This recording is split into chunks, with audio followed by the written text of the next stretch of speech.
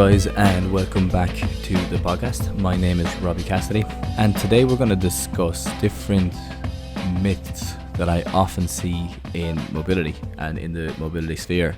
There's so many of these going around, and a lot of the time it starts from something small that maybe somebody said could be taken the wrong way, and also it just starts for people to start getting a bit more publicity, or it comes from people not having a good understanding of the body and understanding of how the body works.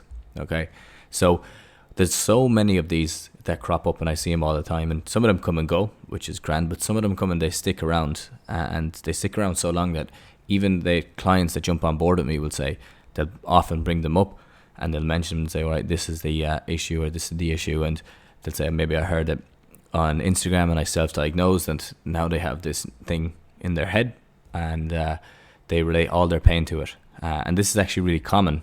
It's something that you see often in, let's say, medical spaces or in the healthcare space, in that something starts online. When somebody gets that into their head, they can get very connected to it. And when someone's very connected to a belief, their body reacts differently as a result of that. So you have to address these beliefs, and if you don't, then these things can get worse.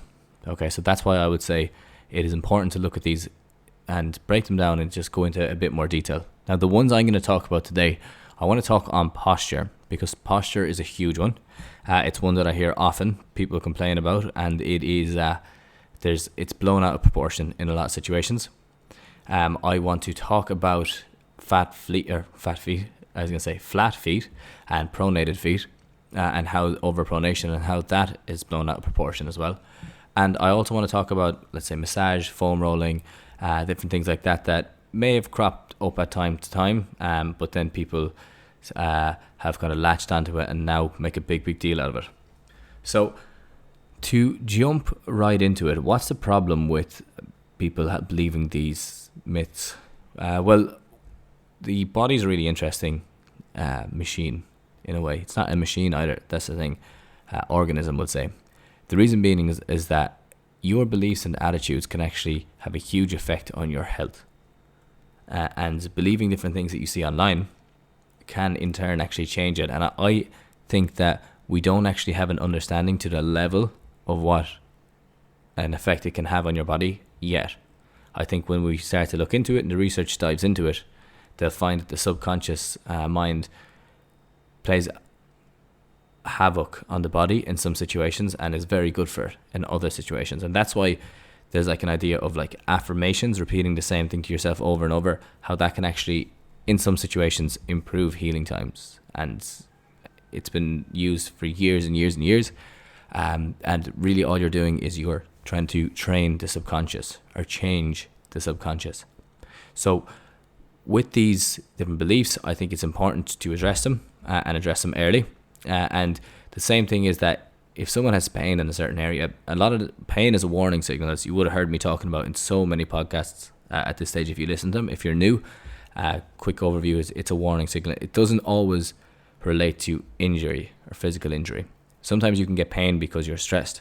Sometimes you can get pain because you are, let's say, worried, or you're anxious, or that you are nervous that something hurts a lot more than or something should hurt a lot more than it does. And the easy example I always give is if you step on a piece of Lego at nighttime, that's like stepping on a sharp piece of glass because you can't see it, so your body puts its, it puts a warning signals through the roof because it doesn't know what it is and it wants you to get off it as quick as possible. But if you throw a piece of Lego down on the ground and you step on it, it's not that big of an issue. Okay, so your body's pain levels are dictated a lot by the perception and your thoughts of what you feel it should be like. And because of that, then, if we have different beliefs around different issues, we can attach, I guess, certain beliefs to those, let's say, certain postures.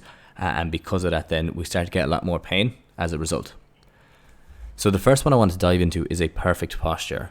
When I was in college initially, in my undergrad, what we talked about, and this isn't that long ago, this is like, 7 or 8 years ago, about that, there was this idea of a perfect posture, in that you were supposed to hang a plumb line from the roof. You basically hang a piece of wire from the roof or a string, and have a weight at the bottom, and you get someone to stand beside that. And a perfect posture meant that the plumb line ran from their ear through their shoulder, down through their hip, down to their ankle in their foot, and that was perfect posture. And that was where it came out of. That was around for years and years and years. And this idea then crept in to the healthcare space, I guess, and it was the easiest diagnosis somebody could give. So if you didn't know what was going on with somebody, you could look at them mechanically, I mean, as if they were a robot, and that's why I changed what I said at the start.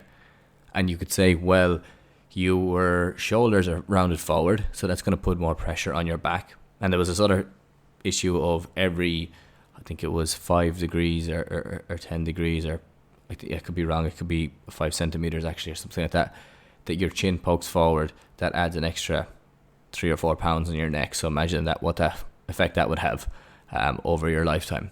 So there was loads of different things that crept in because of this. But the idea was that if you could fix the mechanical, you could fix all the issues. And that mechanical then, when you look at where the mechanical view came out of, it was years and years and years ago.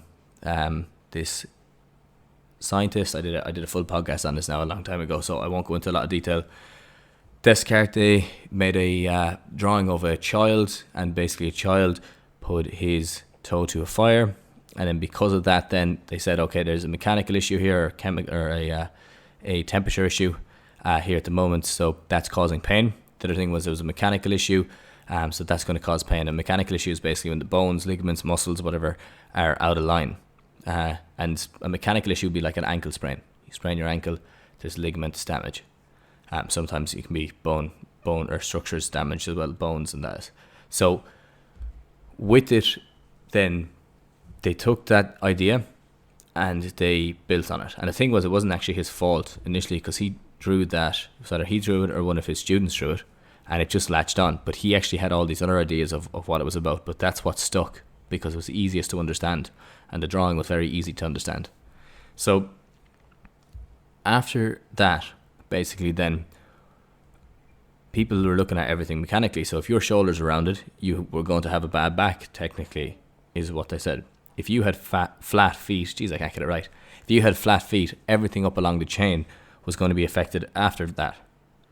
All right, so we had to start looking at these different issues and try correct all the mechanical issues. Even the thing was, issues were getting corrected even though they weren't a problem. And posture then was a big one, in that people didn't understand where posture came out of. They just thought, okay, he has bad posture. This is perfect posture. Perfect posture was taken from what the military thought perfect posture was, with shoulders back and down, head and chest up. But in a lot of cases, that will close off your lungs at the back, so you won't be able to get a full breath in. So there was issues with these changes in posture, but because it was thought to be perfect posture, they didn't look at them, or they didn't take those into account. Okay, because mechanical point of view took over. So what actually changes your posture, and what is a perfect posture? Well, first off, there is no perfect posture at all. There really isn't. You should be able to move through different postures, different positions, and hold different stances, and hold different, as I said, different positions, and be able to go through different movements freely. You shouldn't have any issue doing that. And then that's what a perfect posture is. Perfect posture is the ability to move freely and easily. Now, what actually changes your posture is interesting, because your posture can change in loads of different situations. First off, a lot of the time, biomechanical makeup is going to dictate certain, like you'll have longer bones, shorter bones, thicker bones, thinner bones, different bony abnormalities, changes in bone structure. All those are going to affect it initially. And then as you grow up, you'll start to adopt the postures of people around you, people you respect and look up to. And a lot of the time, if you look at somebody, father and son, the son walks identical to the father. It's so common to see it, and just take note of it yourself if you want to. You'll often see, it's a very common one, is that they just adopt the posture of the person that they look up to. So that's a huge one, is that you are taking on the postures of the people around you. And I always use the example then because if you are taking on the ones of people around you, you will look at people who are role models. You'll try to adopt their postures in certain situations. Let's say look at celebrations in soccer. Different celebrations that people have will be based off the ones that people that they like the most, especially at underage levels, stuff like that. Their body language then will be a change as a result of that. So you will, if you're more confident, you'll stand and you'll open up your body and you'll stick your chest out and you'll stand tall. If you're not confident, you'll close in, your feet will turn in, you'll close off the front of your body, you will drop your head, you'll look towards the floor. That's a confidence thing. That's not a posture issue. Okay, so there's different confidence levels will affect different things. And the thing is, this is completely situation dependent. You might be the most confident person at home in front of your family, and you'll be loud, and you'll stand tall, and you'll stand strong, and you'll make arguments, and your posture will be good because you'll perk up at the table if you're going to say something. But in a social situation, if you're not that comfortable, then you might have a completely different posture in that you're closed off, you drop your head down, you look towards the ground, you're less likely to say things, you talk with a lower tone of voice, your volume I should say as well, and you will speak less frequently. You'll try not to make a scene, okay? So it changes, it's situation dependent, and it changes all the time. So it's understanding that your body changes and your posture changes, and all how confidence plays a role is really important. And that's why there is no perfect posture, to come back to it. That's why posture changes, and that's why we have these issues of like, well, if it changes that much, how can you look at it mechanically and say because you have a certain posture you're going to get certain pain? Okay, because pain is dictated by a certain level of pain, I should say. It's dictated by so many other factors. It could be that the day you went to the physio who assessed your posture, you were really tired and fatigued, okay? And as because of that, you dropped your shoulders down and you had kind of hung your head forward because you were tired. It could be that you're not confident because you feel that you should have a perfect posture, that you should be in a certain way, and because of that then, something happened to you at home before you went in, and you're just not feeling up, the mood is poor that day, and your posture changes because of that. So does your whole program get dictated off how you were feeling that specific day and how confident you were on that day? So that's why we can't look at posture specifically. Now you can make changes to posture at times. If there's a certain posture that's newly adopted because of an injury, if there's a posture that's adopted because of, let's say, they had a fractured collarbone and now they kind of lean over to that side a small bit more. It could be that they have a back injury on one side, so they kind of lean to that side a bit more. It could be a hamstring, so they're walking with a limp. That's changing their posture. Different things like that. Then, okay, your posture will change because of that. But you have to try, if it's an acute change in posture and that it's not a long-term thing, then it can be beneficial at times to work on posture and positions. But if it's a long-standing issue, then posture may not be the best thing to look at because you're trying to change something that the body has adapted to over the last, 25, 30 years. Okay? The body is extremely strong and adaptable. Whatever posture you put it into, it will adapt to that. And then your bones will change because of that. And I always use the example of the child who was born without a tibia, which is the shin bone in your leg. And it's basically, they did this research study on a child born without tibia. They put the fibula in place, which is a skinnier bone that runs alongside the tibia. And when they checked it 12 to 15 years later, the fibula had grown into the shape of a fibia, or of a tibia. Jesus, my words. So there's a lot more involved in it. The body's strong and adaptable, and it's not going to give you pain just because you have a certain posture or you've had a certain posture your entire life. There's a lot more things going on with it. And as I said, injuries can play a huge role. Your beliefs can play a huge role of what you think it should be like. Your attitudes towards certain people and how you are. Like if you get aggressive, you usually stand up taller and stronger, and you tilt your head down and look at people through the top of your, look at people through your forehead, you could say.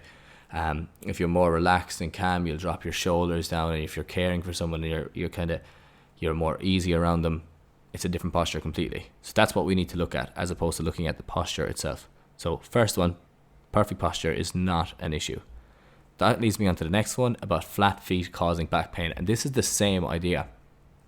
In that, I actually did a podcast on this a few podcasts ago where I go into a good bit more detail on it. But does flat feet cause back pain? Very, very, very unlikely.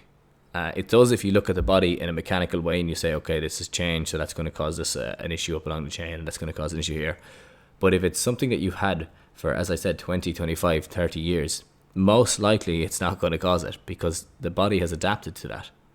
It's adapted to the way you walk, and changing the way you walk in some situations can be worse than actually trying to keep it as it is and working on everything else. And I see this when people go into the likes of lifestyle sports or go into different places and they get insoles put in randomly just because they walk on a treadmill and they say, oh, look at that, this is whatever, this is you're overpronated on one side, and they get these gait assessments. Like, these in general, if they're not needed, they're not needed, and most of the time they're not needed.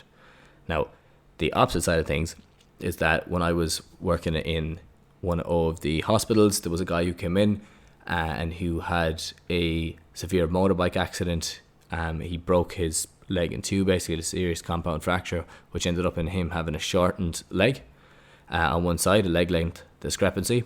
So they gave him an insole to make up for that. Okay, so that was one. It was a significant change. It was an acute change. It happened overnight. So to help him adapt, they gave him the insole. All right, so then in that situation, then I think, okay, definitely that's a situation that was helpful for him. Over time, would it be beneficial to give him smaller insoles and let his body adapt to it? Maybe. If he was happy with it, and he just wanted to keep going with it, then perfect. There's no issue there either. The body would adapt either way.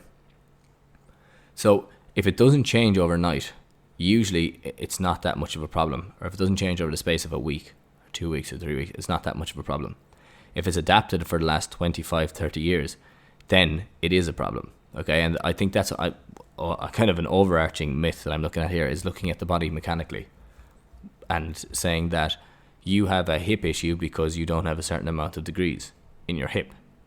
Like, that's another issue, and that's why I have problems with certain mobility methods that look at the body that way. So you have to have perfect mobility in everything. That's just not true. You don't need perfect mobility in everything that you do. So it's important to, I guess, take your time to figure out what else is going on if you're getting pain and issues and injury from these things. Okay? So there's nothing wrong when we look at flat feet. It, as I said, unlikely that it has an effect on it, but there's nothing wrong with actually improving the issue if you want to. There's nothing wrong with building up stronger feet, working on the mobility around the feet. You can do all those. There's no issue with that, as long as you work on the coordination side of things and all that as well. There is nothing wrong with it, but it's most likely not the primary issue if you have back pain. It's the fact that you have flat feet. And the reason I have a big issue with this is that I hear it so often, and it takes weeks and weeks and months to change someone's mind on this, because they've heard it from so many people and they've heard it on Instagram so many times. It has to be true. Okay? Now, the last one I want to chat about is massage guns and foam rolling as recovery. And as I'm recording this podcast right now, my sister is in a room just 2 doors down and getting a massage at the moment. So do I have a problem with massage? No, because most likely I'm probably going to go for one as well. Do I have a problem with massage as a primary form of recovery, as a way of treating an injury, as a rehab method? I do. In that sense, I do, because a lot of the time it doesn't address the underlying issues. It's a secondary form of recovery. It may allow you to move more, and it may allow you to get more range and give you the confidence to move more, and perfect. But you have to remember that's not going to be long standing. And it's the same as foam rolling. That's not going to last a long time unless you really start working into those positions and working into those ranges after. So if you're using it as a secondary form and you actually have a plan of how you can take care of that issue outside of the massage, then I love it. That's a great idea. Perfect. But if it's something that you're doing because it's your only form of recovery and it's your only form of dealing with an injury, like a back pain, every time you get back pain you go for a massage, then no, that's probably not the best option for it. Okay? And massage guns are the same. I don't care if they say they get into the muscle more, there's more vibrations and all that. There's just too much reliance on them in certain situations. And if they allow you to clear up other things, perfect.